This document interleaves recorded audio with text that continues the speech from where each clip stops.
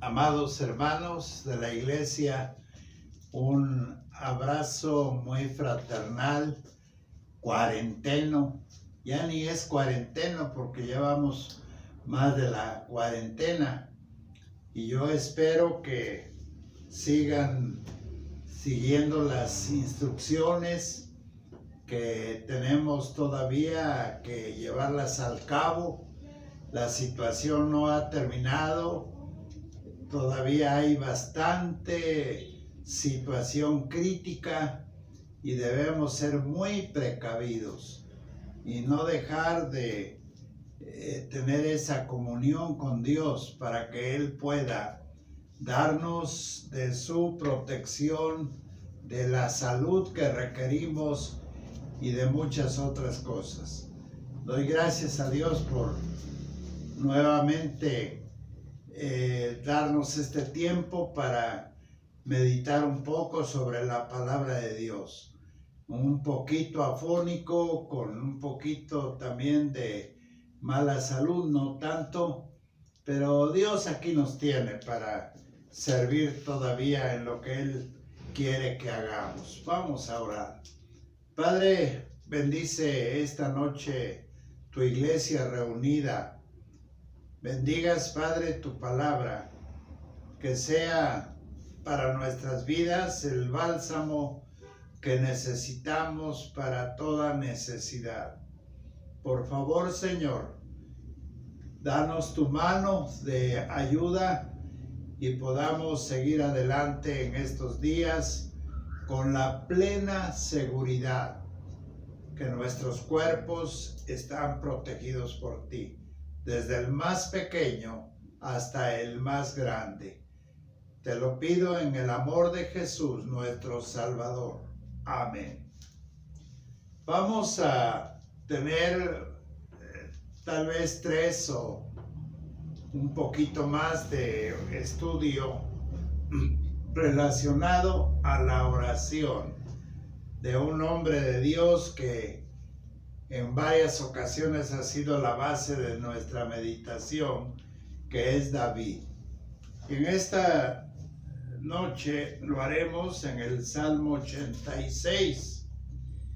No voy a leer todo el Salmo, solamente algunos versículos para introducirme y prácticamente llegar hasta el versículo 13 en todo lo que se refiere a nuestra meditación.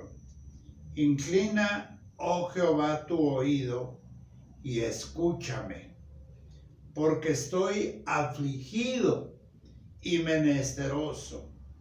Guarda mi alma, porque soy piadoso. Salva tú, oh Dios mío, a tu siervo que en ti confía. Ten misericordia de mí, oh Jehová, porque a ti clamo todo el día. Alegra el alma de tu siervo, porque a ti, oh Señor, levanto mi alma. Porque tú, Señor, eres bueno y perdonador y grande en misericordia para con todos los que te invocan. Escucha, oh Jehová, mi oración, y está atento a la voz de mis ruegos. En el día de mi angustia te llamaré, porque tú me respondes. Esta es una oración delante del Señor con toda la confianza que en este salmo el rey David tiene delante de Dios. Y debe ser también nuestra actitud delante de Dios, oraciones con toda confianza. Generalmente, muchos, en especial adultos, la oración de los niños es muy diferente. La de los niños incluso impacta a la de los adultos. No ore un niño en nuestra iglesia o en casa o en alguna reunión porque impacta a los adultos. Hay una gran diferencia entre la oración de adulto y la oración de los niños. La razón es que en muchas ocasiones los adultos encaramos la oración con más dudas que convicciones, dado tal vez nuestra experiencia, nuestro caminar tan fatigado que ha sido en el transcurso de los años que Dios nos ha permitido, comparado a la edad de un niño. Por eso es que a veces esa es generalmente la actitud del adulto en la oración. Consideramos muchas dudas en nuestras oraciones. La razón es porque a veces dudamos de que Dios nos oiga y nos responda y tengamos evidencias claras de que nuestra oración va a tener realmente la respuesta que necesitamos.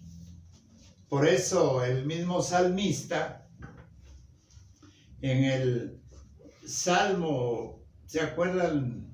Aquel hermoso Salmo 42, si no estoy equivocado, cuando dice con bastante afirmación: como el ciervo brama por las corrientes de las aguas, así clama por ti, oh Dios, el alma mía. Tomó de ejemplo a este animalito de la selva o del bosque, del monte. Los que han ido o han tenido experiencia en las montañas, especialmente donde son regiones de ver los venados, oirán mucho el bramido de ellos, y el cazador rápido ubica el lugar donde está, buscando agua. Así debe ser nuestra vida.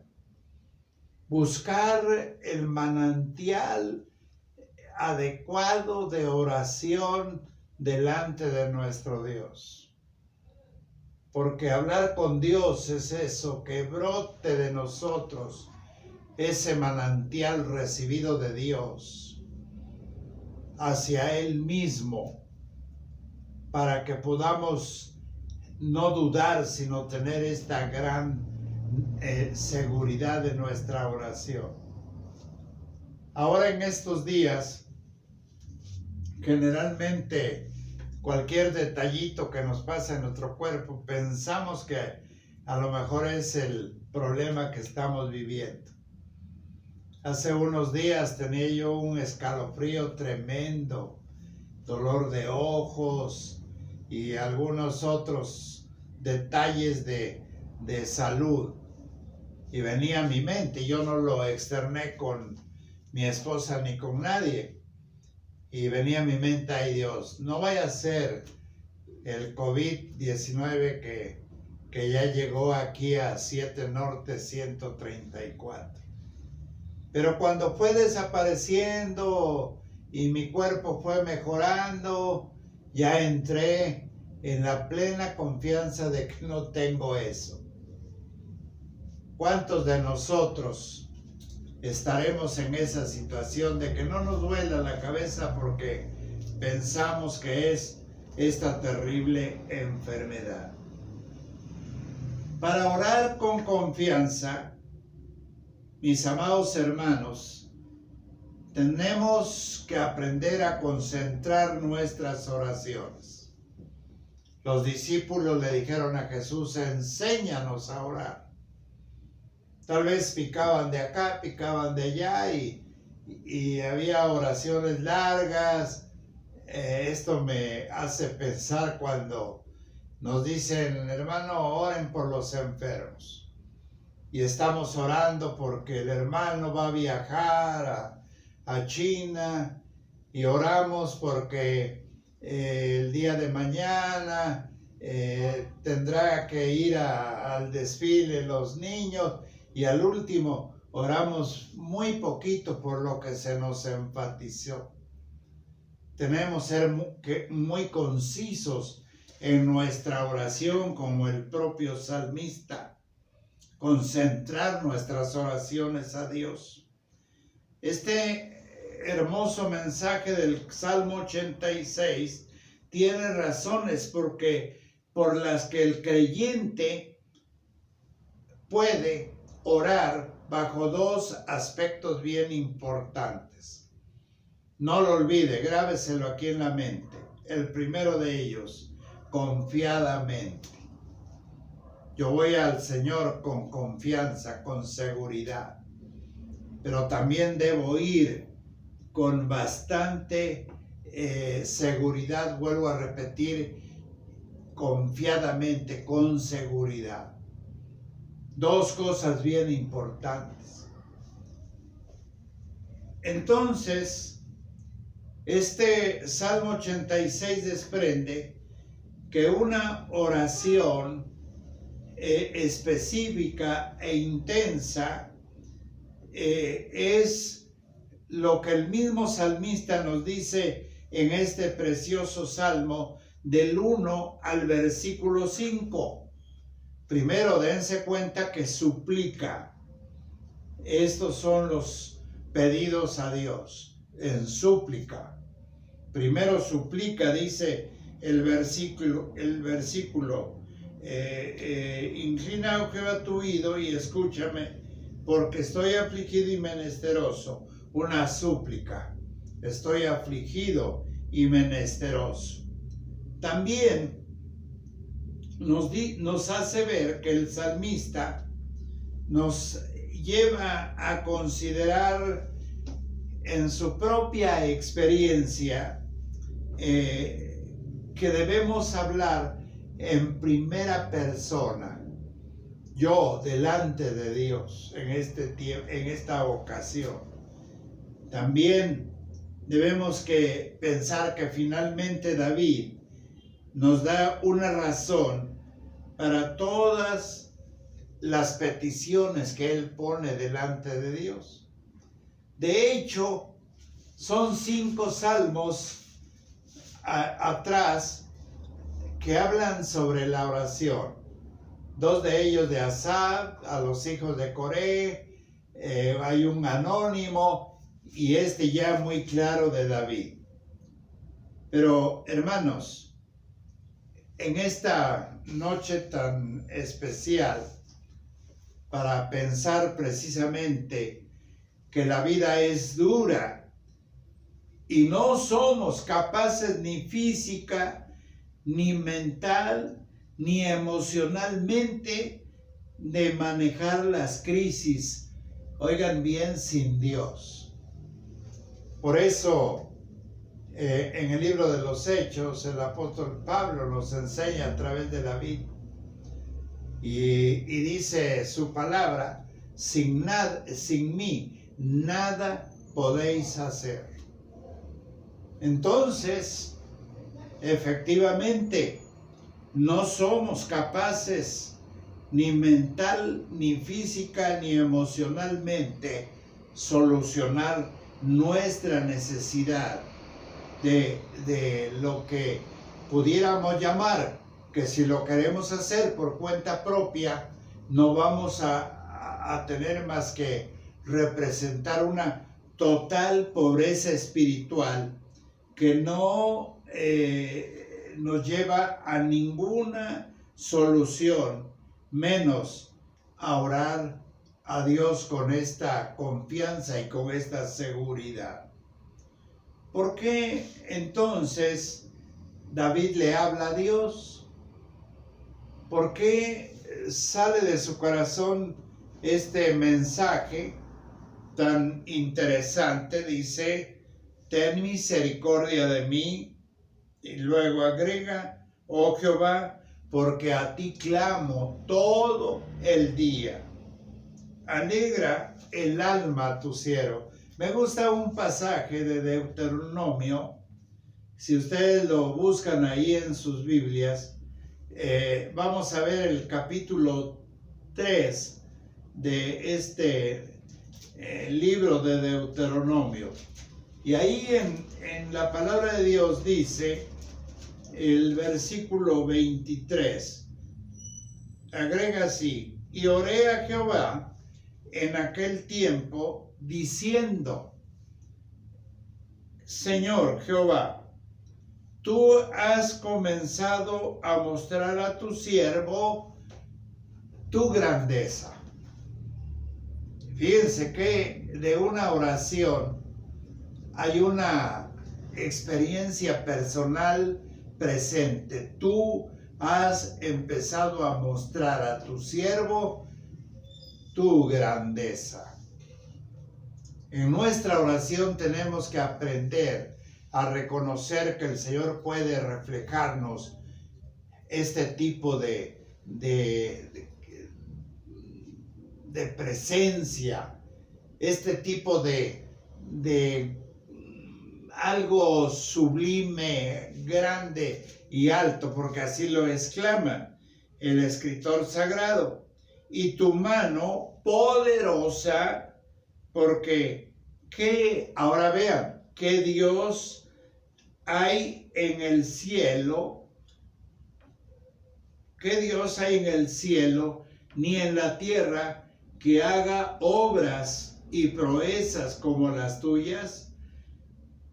Pase yo, te ruego, y ve aquella tierra buena que está más allá del Jordán, aquel buen monte y el Líbano.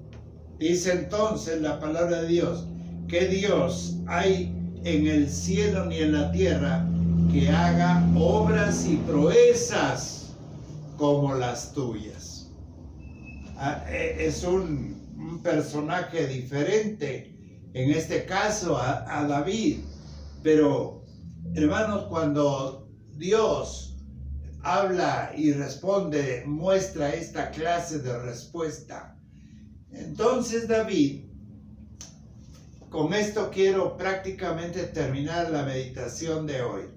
David ora a Dios, es cierto, con una confianza, pensando en el carácter de Dios como el pasaje anterior. ¿Y cuál es ese carácter de Dios? Más cuando tenemos acoso o cuando tenemos algo así tan prejuicial en nuestra vida, generalmente pedimos que el Señor muestre su justicia, que haga un acto de fuerza, como si realmente pudiéramos pensar que es un policía o un hombre de la ley. Haz esto, Señor, a quien me molesta, y en fin.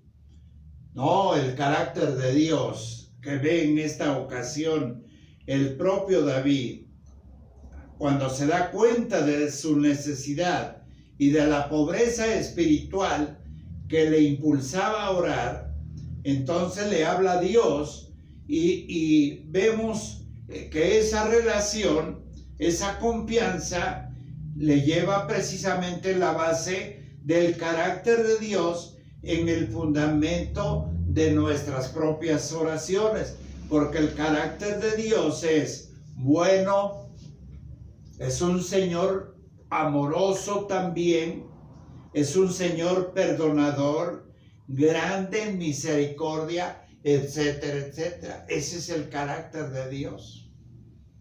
Es un Dios que sonríe cuando tú hablas con Él. Es un Dios que le gusta que le hablemos. Es un Dios que llega a estar con nosotros tan feliz como nosotros también, porque es el Dios precisamente de esa clase de carácter. Entonces él sabía que estaba orando a un Dios, amoroso, un Dios que escucha, un Dios como el mismo Dios del profeta Elías en el Carí. ¿Se acuerdan del mensaje que prediqué? Cuando le dice, Dios sube allá, y ni conocía el lugar, el profeta Elías. Pero sabía que el carácter de Dios es hasta para que tuviera meseros, porque dice que los cuervos le llevaban su alimento y había un arroyito ahí corriendo para que él pudiera tomar agua. Cierro este comentario con el testimonio de dos misioneros tremendos en la vida de las misiones. Andrés, el autor del Contrabandista de Dios, y de la hermana Corrie Ten Boom. La hermana Corrie Ten Boom, que fueron misioneros en China, en Birmania, y vivieron los problemas del tiempo nazi, en fin. Había tiempos verdaderamente turbulentos. No creo que sea la comparación, pero mayores que estos, porque sin razón alguna eran perseguidos los judíos y llevados a los hornos crematorios. En fin, hay mucha historia cruel y triste de esta situación. Y cuando Corrie Ten Boom veía problemas precisamente por predicar la palabra de Dios, tenía unas palabras que a mí me impactan mucho. Y cuando veía el peligro, el riesgo, tenía esta clase de oración o de petición al Señor. Señor, tienes que hacer algo. Señor, tienes que hacer algo. Y agregaba otro pensamiento, otra frase, y decía, porque no hay tiempo que perder. Ese era su pensamiento de Corrie Ten Boom. Hermanos, este tiempo de inquietud, de crisis, de estrés, de lamentos, de todo, tenemos que decir como Ten Boom, Señor, tienes que hacer algo. No hay tiempo que perder, Señor. Y así lo hacía el propio David. Señor, mi alma está casi a punto de descender al Seol. No hay tiempo que perder. Pues ora al Señor de esta manera. Oremos al Señor de esta manera. Y le digamos al Padre Celestial, Padre, no hay tiempo que perder. Se necesita que los que han perdido trabajo lo encuentren y trabajen. Se necesita salud, se necesita que alivies a tus siervos, se necesita que cuides a nuestros hijos de esta enfermedad terrible, que nuestro gobierno haga esto o veamos soluciones. Señor, tienes que hacer algo. No hay tiempo que perder. Dios les bendiga, mis amados hermanos, porque podemos hacer que esta oración sea para cultivar en la vida de nuestros seres amados la intimidad con Dios, para hablar en oraciones específicas y concretas. Que Dios les bendiga. Nos vemos, si Dios lo permite, en el próximo estudio. Amén.